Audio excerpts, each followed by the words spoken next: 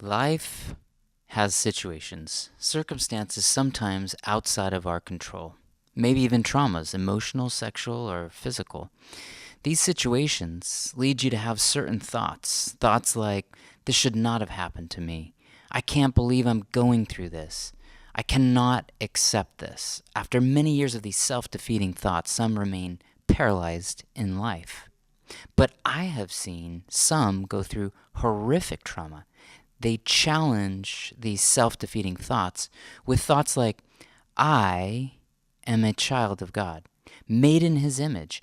God has a plan for my life. He has overcome this world. With His love and the love of others, I can overcome.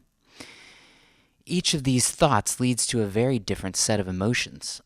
On the one hand, anger, depression, resentment, doubt, guilt, pain, feeling mad at God. On the other, joy, love, patience, peace, goodness, gentleness, kindness, and a control of our emotions. These emotions lead us to respond in different ways with our actions. If we are filled with resentment, we may lash out or be nasty to others. We might blame others, not listen to them, and not care about them, or forget about forgiving them. If we have feelings of goodness and joy, we listen to others, understand and share, and we forgive and reconcile. In many ways, it comes down to our thoughts, our narrative about our story. On the one hand, we create a victim narrative. No one understands me. Nobody has suffered like I have suffered. On the other hand, we create a narrative where we choose to be loved and to freely love. The first important strategy in overcoming trauma is changing the narrative of our thoughts, confronting the lies we tell ourselves. The second is changing our behaviors to reflect the new way of thinking, our new thoughts. Love your brothers and sisters with your actions and behaviors. Love your neighbors. Love your enemies. One example of acting in love and growing new behaviors was a group of veterans suffering from PTSD. They adopted a Muslim immigrant, took him under their wing, and helped him integrate into his new community. The veterans showed him places to find inexpensive groceries, clothes, and get things mailed. The young immigrant overcame his own trauma of being forced from his home and losing his parents and family by receiving the love from these veterans. And the veterans overcame their trauma by acting out in love. Act in love, feel love, and your thinking is full of love. When we consider God's narrative, here's the situation. God wanted to have a relationship with humanity, but love is a choice. We don't always choose to love Him. God's thoughts were to save humanity through love, the only act that overcomes fear, because perfect love casts out fear. In the greatest act of love and suffering, Jesus chose to give Himself up for humanity. Jesus became human, understood what it meant to suffer, feel betrayed, and be alone. Even to know what it is like to be apart from God, what despair sin brings, as He cried out, my God, why have you forsaken me? Whatever we have gone through, God has gone through the same and so much more. Change your thinking about this one act of love, and we can overcome our own personal traumas. In order for us to change, we must first confess where we missed the mark, and a small group of 12 gives us a venue to do this.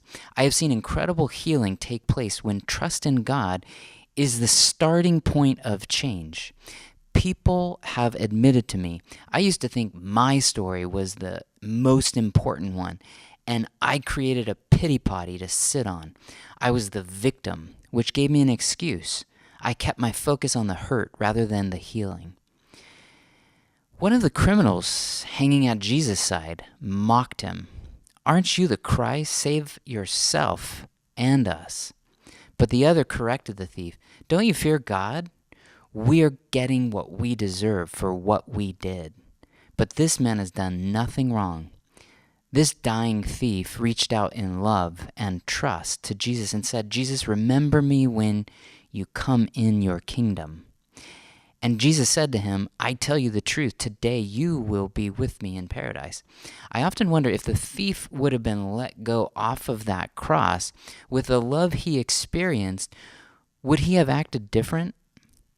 Would he have shown others the love he received? When Jesus comes and separates one from another, like a shepherd separates the sheep from the goats, he will put the sheep on his right and the goats on his left. To those on his right, come, inherit the kingdom. I was hungry, you gave me food. I was thirsty, you gave me something to drink.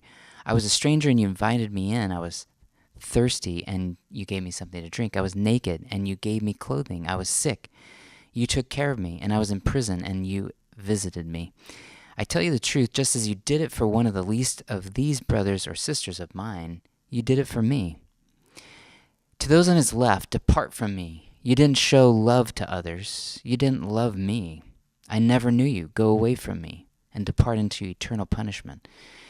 But the righteous will depart into eternal life. In life, there are circumstances outside of our control, sometimes even suffering. And there are two possibilities to process these events. The first is to think as a victim. Suffering should have never happened to me. I don't deserve this suffering and hurt. Another way of thinking about the difficult times of our life is Jesus never deserved to suffer, but he chose to, so I would know how to overcome a broken world. Do you want to deal with your trauma? Do you want to be a victim or to be loved and love others? Join us for a trauma recovery group centered around how God overcomes trauma.